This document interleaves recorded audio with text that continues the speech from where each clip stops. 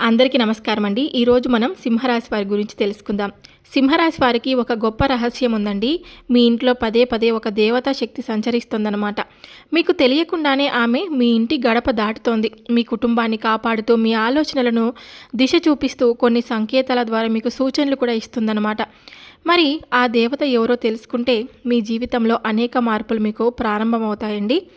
సింహరాశి వారు ప్రత్యేకమైనటువంటి వారు. ఎందుకంటే ఈ రాశి అధిపతి సూర్యుడు కాబట్టి.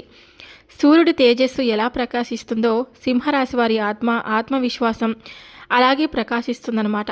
అలాంటి మీ ఇంట్లో తిరుగుతున్నటువంటి ఆ దైవశక్తి ఎవరో తెలుసుకుంటే ముందు సింహరాశి వారి స్వభావం లక్షణాలు ఎలా ఉంటాయో కూడా తెలుసుకుందాం. అలాగే సింహరాశి వారు ఎవరైనా సరే అండి మొట్టమొదటిసారిగా మన ఛానల్ని చూసినట్లయితే దయచేసి ఛానల్ని సబ్స్క్రైబ్ చేసుకొని నాకు సపోర్ట్ అయితే ఇవ్వండి. వీడియో నచ్చితే లైక్ చేసి ఇంకొంతమందికి షేర్ చేయండి. సింహరాశి రాశి చక్రంలో 5వ రాశి అండి. అధిపతి గ్రహం సూర్య భగవానుడు. తత్వం వచ్చేసి అగ్నితత్వం అండి. సంకేతం వచ్చేసి సింహం. సింహం అంటే ధైర్యం, గర్వం, రాజసత్వం. స్వభావం ఎలా ఉంటుందంటే కనుక ఆత్మవిశ్వాసం చాలా ఎక్కువగా ఉంటుంది, కానీ ఎవరిని చూసి వెనకడుగు వేయరనమాట. నాయకత్వ లక్షణాలు వచ్చేసి ఎక్కడైనా ముందుండి నడిపించే స్వభావం కలవారండి ఈ యొక్క రాశివారు. గౌరవం అంటే ప్రాణం. తమ గౌరవాన్ని ఎవరు దెబ్బతీయకూడదని భావిస్తూ ఉంటారు. సహజంగా రాజసంగా ఉండడం, వేషధారణలో మాట్లాడే తీరులో ప్రత్యేకత ఉంటుంది. హృదయం చాలా మంచిది. కోపం వచ్చినా లోపల చాలా మృదువుగా కూడా ఉంటారు. స్వతంత్ర ఆలోచనలు, తమ నిర్ణయాలను తామే తీసుకుంటూ ఉంటారు. కొన్నిసార్లు అహంకారం ఎక్కువగా కనిపించవచ్చు, కానీ మాటల్లో కఠినత్వం ఉండవచ్చు. తమదైన ఆలోచనలే సరైనవని అనుకుంటూ ఉంటారు. మఖా నక్షత్రం 1, 2, 3, 4 పాదాలు, పూర్వ పాల్గుని నక్షత్రం 1, 2, 3, 4 పాదాలు, ఉత్తర పాల్గుని నక్షత్రం 1వ పాదంలో మాత్రమే పుట్టినటువంటి వారిని, అంటే మిగతా పాదాలు కన్య రాశికి చెందుతాయన్నమాట. ఈ పాదాల్లో పుట్టినటువంటి వారిని సింహరాశి వారి కిందకి పరిగణించబడతారు. అలాగే సింహరాశికి అధిపతి సూర్యుడు కావడంతో మీ ఇంట్లో సంచరించే శక్తి చాలా సందర్భాల్లో ఆదిత్య తేజస్సు కలిగిన అమ్మవారి రూపం. ముఖ్యంగా దుర్గాదేవి అనుగ్రహం కానీ, లక్ష్మీదేవి ఆశీర్వాదం కానీ మీ ఇంట్లో ఉంటుందన్నమాట. దీపం వెలిగినప్పుడు జ్వాల ఎక్కువగా ప్రకాశిస్తే, సింహం ఫోటో లేదా సూర్యుడి చిహ్నం కనిపిస్తే, ఆడపిల్లల ద్వారా శుభ సూచనలు వస్తే అవి ఆ దేవత సంచారం సంకేతాలు కావచ్చు. సింహరాశి వారికి అమ్మవారి అనుగ్రహం చాలా ముఖ్యమైనదండి. ప్రతి శుక్రవారం లేదా ఆదివారం ఒక దీపం వెలిగించి ఓం శ్రీం హ్రీం క్లీం అనే మంత్రాన్ని జపిస్తే ఆ దేవత కటాక్షం మీకు మరింత బలపడుతుంది. సింహరాశి వారైతే మీ ఇంట్లో జరిగే చిన్న చిన్న సంకేతాలను తప్పకుండా గమనించండి. ఎందుకంటే దేవతా శక్తి వచ్చినప్పుడు ముందుగా సంకేతాలు ఇస్తుంది. ఆమెను గుర్తించి నమస్కరిస్తే మీ జీవితంలో రాజయోగం ప్రారంభమవుతుంది. ఈ యొక్క సింహరాశి వారు ఎప్పుడు కూడా కష్టపడి పనిచేసే స్వభావాన్ని కలవారండి. ఈ వ్యక్తులు చాలా క్రమశిక్షణతో నమ్మకంగా ఉంటారు. వీరు చాలా మృదువుగా మాట్లాడతారు. దీనికి కారణం వీరు ఇతర వ్యక్తులను సులభంగా ప్రభావితం చేయవచ్చు అన్నమాట. ఈ యొక్క రాశివారు మంచి ఆకర్షణీయమైనటువంటి రూపాన్ని కలిగి ఉంటారండి. చూడ్డానికి అందంగా ఉండడమే కాకుండా ఇతరులపై ఆధారపడి జీవించడానికి అస్సలు ఇష్టపడరనమాట. స్వేచ్ఛను కోరుకుంటూ ఉంటారు. అయినప్పటికీ కూడా ఎవరిని వ్యతిరేకించరు. పరిస్థితులకు తగినట్లు తమను తాము మార్చుకునే సత్తా వీరికి ఉంటుందని కూడా జ్యోతిష నిపుణులు అంటున్నారు.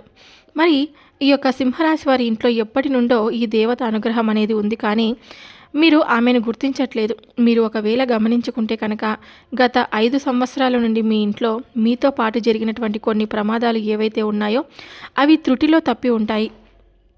దానికి కారణం ఎవరో కాదు, అది కేవలం ఆ దేవత అనుగ్రహంతోనే మీరు ఆ దేవత కరుణ అనేది మీకు కలిగింది కాబట్టి, ఆ దేవత అనుగ్రహం మీకు ఉంది కాబట్టి, ఆ దేవత అనుగ్రహం మీకు ఆశీర్వాదంగా అయ్యింది కాబట్టి, ఆ దేవత ఎల్లప్పుడూ మిమ్మల్ని కాపాడుతుంది కాబట్టి. మీరు చాలాసార్లు చూసి ఉంటారండి, కొన్ని పనులు అసలు మిమ్మల్ని కంప్లీట్గా ఇబ్బందికులకు గురి చేసే సమయంలో మీరు త్రుటిలో తప్పించుకుంటూ ఉంటారు. కొంచెం ఉంటే ప్రమాదం జరిగేది, మేము త్రుటిలో తప్పించుకున్నాము, కొంచెంలో తప్పించుకున్నామని మనం అనుకుంటూ ఉంటాం కదా. ఆ ప్రమాదాలు కూడా మీరు చిన్న చిన్న దెబ్బలతో బయటపడుతూ ఉంటారు. ఇవన్నీ ఏంటి అంటే కనుక ఆ దేవత మిమ్మల్ని ఎల్లప్పుడూ కూడా సంరక్షిస్తుంది అని అర్థం. అసలు ఆ దేవత మీ నుంచి ఏం కోరుకుంటుంది? అసలు మీరు ఆ దేవతని ఏ విధంగా గుర్తించగలరు? ఇవన్నీ ఇప్పుడు మనం ఈ వీడియోలో పూర్తిగా తెలుసుకుందాం. ఎప్పుడు కూడా ప్రతి ఒక్క మనిషికి ఒక కులదైవం అనేవారు ఉంటారు కదండి. కానీ ఈ రోజుల్లో ఎవరికి కూడా వాళ్ళ కులదైవం గురించి ఏమాత్రం కూడా అసలు అవగాహన లేదు. అసలు కులదేవత అంటే ఎవరో కూడా సరిగా తెలియని వారు ఉంటారు. చాలామందికి మన కులదేవత ఎవరో స్పష్టంగా తెలియదు. పూర్వీకులు ఎప్పుడో పూజించిన దేవత పేరు మధ్యలో ఎక్కడో మర్చిపోయాం, కానీ గుర్తుంచుకోండి. కులదేవత అనేవారు మన కుటుంబాన్ని తరతరాలుగా కాపాడే దైవశక్తి. మనం మర్చిపోయిన ఆమె లేకుంటే ఆయన మనల్ని ఎప్పటికీ కూడా మర్చిపోరు. మీ ఇంట్లో కులదేవత సంచారం ఉందని ఎలా తెలుసుకోవాలి? కొన్ని సూచనలు, సంకేతాలు ఇలా ఉంటాయి. తప్పకుండా గుర్తుపెట్టుకోండి. ఇంట్లో కనిపించే దైవ సంకేతాలు ఏ విధంగా ఉంటాయంటే కనుక, ఒకే దేవత పేరు పదే పదే వినిపించడం. ఎక్కడికి వెళ్ళినా ఒకే దేవుడి అమ్మవారి పేరు వినిపిస్తే అది మీ కులదేవత కావచ్చు. ఉదాహరణకు ఎప్పుడు కూడా అమ్మవారి జాతర, ఆ దేవాలయం, ఆ క్షేత్రం అనే మాటలు వినిపిస్తే ఇది యాదృచ్ఛికం కాదు. మీ కులదేవత మీకు తప్పకుండా మిమ్మల్ని కోరుకుంటుంది, మిమ్మల్ని పిలిపించుకోవాలని అనుకుంటుంది, మీతో పూజలను అందించుకోవాలని అనుకుంటుంది. కాబట్టి అలా దేవాలయం కానీ, క్షేత్రం కానీ, అమ్మవారి జాతర కానీ ఈ విధంగా మీకు ఆ మాటలు వినిపిస్తే కనుక తప్పకుండా మీకు ఏదో ఒక సంకేతం వస్తుందని అర్థం. అలాగే ఇక రెండవది వచ్చేసి కళల్లో ఒకే దేవత దర్శనం అండి. పదే పదే ఒకే రూపం కళలో కనిపించడం, ముఖ్యంగా పండగ రోజుల్లో లేదా కష్టకాలంలో దర్శనం ఇవ్వడం, ఇది కులదేవత యొక్క పిలుపు అన్నమాట. ఇక మూడవ సంకేతం వచ్చేసి ఇంట్లో పాత ఫోటోలు లేదా విగ్రహాలు. పాత అల్మారాలో, పూజా గదిలో పూర్వీకులు ఉంచిన ఒక చిన్న ఫోటో లేదా విగ్రహం ఉంటే దాన్ని నిర్లక్ష్యం చేయకండి. అది మీ కులదేవత అని గుర్తు కావచ్చు. ఇక నాలుగవది వచ్చేసి కుటుంబంలో పెద్దవారి మాటలు అనమాట. మన పూర్వీకులు ఆ దేవాలయానికి వెళ్తుండేవారు అనే మాట ఎప్పుడైనా విన్నారా? వెంటనే పెద్దలను అడగండి. గ్రామం పేరు, జాతర పేరు, గుడి పేరు ఇవన్నీ ఒక క్లూ లాంటివి అనమాట. ఇక ఐదవది వచ్చేసి కష్టాల్లో అనుకోని సహాయం. ఎవరూ లేని సమయంలో ఒక్కసారిగా సహాయం లభించడం, ప్రమాదం తప్పించుకోవడం, ఇవి కులదేవత రక్షణ సంకేతాలు కావచ్చు. అసలు మనం కులదేవత గురించి ఎలా తెలుసుకోవాలి? ఇంట్లో ఉన్న పెద్దలను అడగండి. అంటే అమ్మమ్మ, తాతయ్య లేదా పెద్ద మామయ్యలు ఇలా ఉంటారు కదా. మీ పూర్వీకుల ఊరు ఏదో తప్పకుండా తెలుసుకోండి. ఆ ఊరిలో ప్రధానంగా పూజించే దేవత ఎవరో కూడా తెలుసుకోండి. పాత పత్రాలు, వివాహ ఆహ్వాన పత్రికలు కూడా కొన్నిసార్లు దేవత పేర్లు చెబుతాయి. పూజలు ఎలా ప్రారంభించాలంటే ముందుగా తెలిసిన కులదేవతకు నమస్కారం చెప్పి, మీరు మా కులదేవత అయితే స్వప్నంలో లేదా సంకేతంలో తెలియజేయండి అని ప్రార్థించండి. ప్రతి అమావాస్య లేదా పౌర్ణమి రోజు ఒక దీపాన్ని వెలిగించండి. పూర్వీకుల పేర్లు చెప్పిస్తూ కృతజ్ఞత చెప్పండి. ఒకసారి అయినా దేవాలయానికి వెళ్ళి నైవేద్యం సమర్పించండి. మనకి ఇంట్లో కులదేవత ఉంటే కనుక ప్రత్యేక సంకేతాలు ఏ విధంగా తెలుస్తాయంటే కనుక, పూజ సమయంలో గాలి లేకపోయినా దీపం మృదువుగా కనిపించడం, పిల్లలు అనుకోకుండా ఒకే దేవత పేరు పలకడం, ఇంట్లో శుభకార్యాలు అడ్డంకుల తరువాత సాపీగా జరగడం, జాతర రోజుల్లో అనుకోకుండా ఆ దేవత గురించి గుర్తు రావడం, ఇవి చిన్న సంకేతాలే కాదు, ఇవి దైవ పిలుపులు అని గుర్తుపెట్టుకోండి. కులదేవతను గుర్తించడం అంటే మీ మూలాలను గుర్తించడం. మన వృక్షానికి వేరు ఎంత ముఖ్యమో మన కుటుంబానికి కులదేవత అంత ముఖ్యం. ఆమెను గుర్తించి పూజిస్తే కుటుంబంలో శాంతి, ఆరోగ్యం, ఐశ్వర్యం స్థిరంగా ఉంటాయి. మీకు తెలియకపోయినా ఆమె మీ ఇంటి గడప దగ్గరే ఉంది. మీరు ఒక్కసారి ప్రేమగా పిలిస్తే ఆమె తప్పకుండా స్పందిస్తుంది. తప్పకుండా ఈ విధంగా గుర్తుపెట్టుకోండి. ఎప్పుడైతే ఇంట్లో ఉన్న పెద్దవాళ్ళు మనకి చాలా చక్కగా అయితే, మన ఊర్లో ఎక్కడైతే మనం ఉండేవాళ్ళమో అక్కడ కులదైవానికి సంబంధించినటువంటి ఏదో ఒక చిన్న గుడి కానీ లేదంటే మందిరం కానీ ఉండేది. కానీ ఈ రోజుల్లో ప్రతి ఒక్కరూ సిటీ లైఫ్లో బ్రతుకుతున్నారు. అలాగే సిటీ లైఫ్కి అలవాటు పడి వాళ్ళు ఏమాత్రం కూడా ఇటువంటివన్నీ అసలు పట్టించుకోవట్లేదన్నమాట. మీకు ఇవన్నీ ఎప్పుడు కూడా మీరు మంచిగా ఆరాధించుకోవాలి. ఇక ఇప్పటి వరకు అయితే ఈ యొక్క సింహరాశి వారు ఆర్థికంగా ఎన్నో నష్టపోయారండి. జరిగింది అంటే ఈ రాశి చక్రంలో అన్నిట్లో కల్లా అంటే 12 రాశుల్లోకి చూసుకున్నట్లయితే ఆర్థిక పరంగా చాలా ఎక్కువ శాతం నష్టపోయింది ఖచ్చితంగా ఈ యొక్క సింహరాశి వారని మనం చెప్పుకోవచ్చు. కానీ ఈ రాశివారు ఆర్థికంగా నష్టపోయినట్లుగా ఏ రాశివారు నష్టపోలేదు. కాబట్టి మీరు ఇంకా ఆ నష్టం గురించి తేరుకోలేకపోయారని కూడా మనం గమనించవచ్చు. దీనికి కారణం మనకు కులదైవాన్ని మర్చిపోవడం అని అర్థం. కులదైవాన్ని కానీ మీరు మర్చిపోతే మాత్రం మీకు చాలా రకాలుగా ఇబ్బందులు గురయ్యేటువంటి అవకాశాలు అయితే ఎక్కువగా కనిపిస్తాయన్నమాట.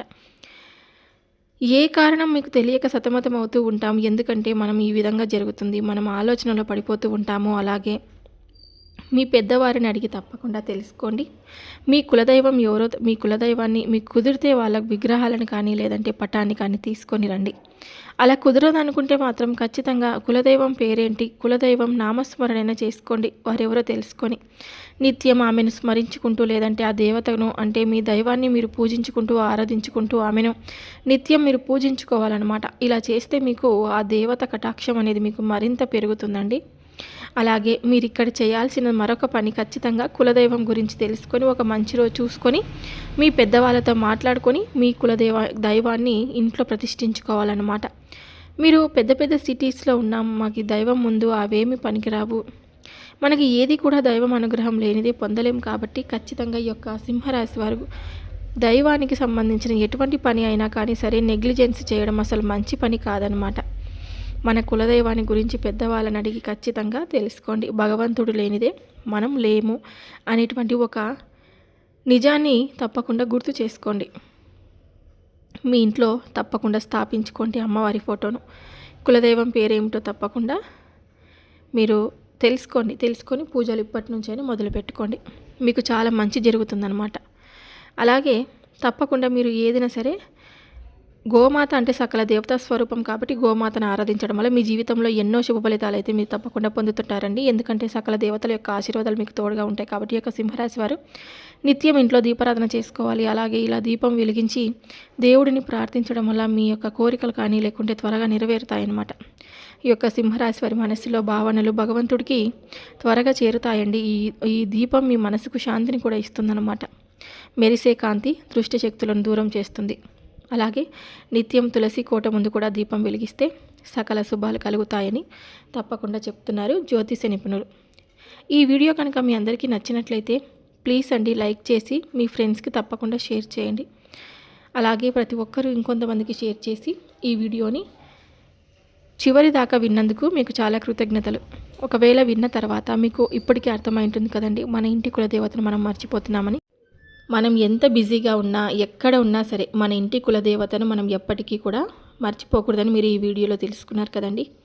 వీడియో నచ్చితే తప్పకుండా లైక్ చేసి సపోర్ట్ చేయండి. మరొక వీడియోతో మళ్ళీ కలుద్దాం.